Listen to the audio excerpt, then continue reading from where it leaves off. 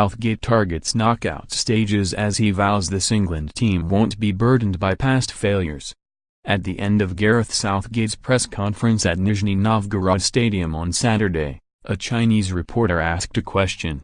He told the England manager that in his country, English football was called happy football. Hastily, he pointed out that this was not a compliment. He said that, down the years, it was because England's players sometimes did ridiculous things. He mentioned Raheem Sterling's miss in Volgograd. He asked if England's players were anxious. Southgate looked at him askance and smiled. A little of the madness that the World Cup can generate has swirled around the England camp in the last week. Southgate grinned again when he acknowledged he had played his part, dislocating his shoulder on a run on the beach near England's Rapinoe base. He pulled up his sleeve to reveal the bruise on his elbow. He is not wearing his sling anymore, though. "I wasn't prepared to wear that in public," he said. Then there was the fuss over the pictures of an England team sheet. Even Southgate was taken aback by the outbreak of outrage, led by a few ex-players, because photos of names on a sheet of paper that may or may not have been Southgate's selection for Sunday's match against Panama had been published in newspapers. Southgate has been around long enough to know the madness is coming, and he is also smart enough to know how to diffuse it. So he answered the question from the Chinese journalist with good humor. "I'm one of the most guilty people of the happy football experience," he said, referring, presumably, to his penalty miss at Euro '96. "We have had decades of those incidents. But history is not the important thing for this team. They have an opportunity to create their own history. I'm intrigued to find out how far they can go and how well they can play. I hope we give you a different sort of happy football over the next few weeks."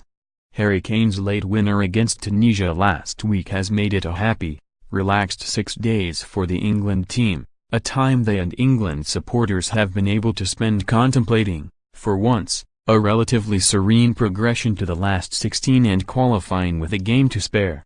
That, of course, is to take victory over Panama for granted. The players will not do that, but even though the match will be played in the fierce heat of mid-afternoon, there is such confidence in the England squad at the moment, it is hard to see them slipping up on Sunday in what will be their second match in succession at a stadium on the banks of the Volga. Delali will be absent as he recovers from a thigh injury. Ruben Loftus-Cheek is expected to deputize for him, and it will be a tight call whether Raheem Sterling or Marcus Rashford starts. It is a good dilemma for Southgate to have. If England win, it will only be the third time after 1982 and 2006 that they have won their opening 2 matches at a World Cup. A lack of expectation has been their friend so far, but soon excitement will start to grow. If England can build some momentum, if the draw opens up, it will not be long before we are all getting ahead of ourselves. It would be exciting to be the third team to achieve 2 opening wins, Southgate said. Tomorrow is an opportunity, foremost, for us to qualify from the group.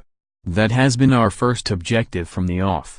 It goes back to what I've always said to the lads, which is that sometimes there's a perception that we've always been hugely successful, but when you dig deeper our history is a bit different. So we shouldn't be burdened by a feeling we have to live up to expectations. Let's go for things and see how good we could be. Are we better than I thought we could be?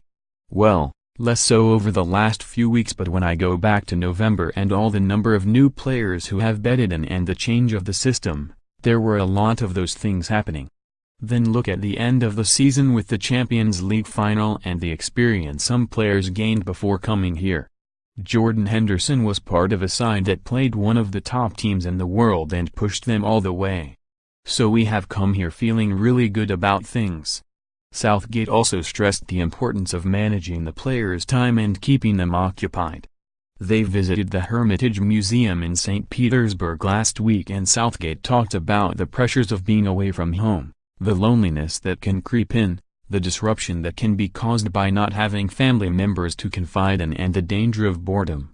Cabin fever up country at Rapinoe is something he is keen to avoid. It's a real danger for us as a team, he said, and I've got to make sure we keep getting the lads out of the hotel. They need to get their time with their families, get some broader perspective on things, because we could get really insular on things like the team sheet and get defensive. The danger is you lose that little bit of life perspective. At your club you go home to your family and cuddle your kids, and you miss all of those other bits. So, I've got to keep getting people out in the fresh air and down to the less dangerous parts of the beach where you can't hurt yourself, and just keep it an environment where we're relaxed and having fun, because the players are responding well to that. Southgate did not go into details of the side he will pick on Sunday, other than to say that Ali would not be in it because he thought it might be viewed as disrespectful to Panama, who lost their opening game to Belgium, if he did. But he did accept that managing players who are either dropped or fail to force their way into the team will be a key component in England's progress. "I think it's huge," he said. "More than anything, I think for the guys who aren't in the team tomorrow or who haven't been in the team for either game. I've been in a role and know how difficult it is. There's no doubt the further we go, the more carefully that dynamic needs to be handled. And I think it's key to teams doing well at tournaments." Southgate was also keen to clarify the comments he had made earlier in the week, suggesting he thought the English media had a duty to help the team. It is typical of Southgate that he felt concerned journalists had taken a hammering on social media because of them. He pointed out that he knew what it was like to be on the wrong end of that kind of abuse and worse. "I totally understand the media have a role to report the news," he said. "My only observation, which I probably haven't worded properly, is that it's definitely an advantage for us or the opposition if you know the tactics of the other team. But I don't expect the media to be supporters of us in terms of the way they work. They're here to work.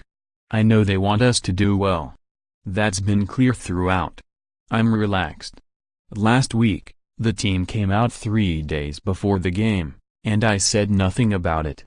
I understand it's something we can't control, and it's part of being in a tournament and being a big team.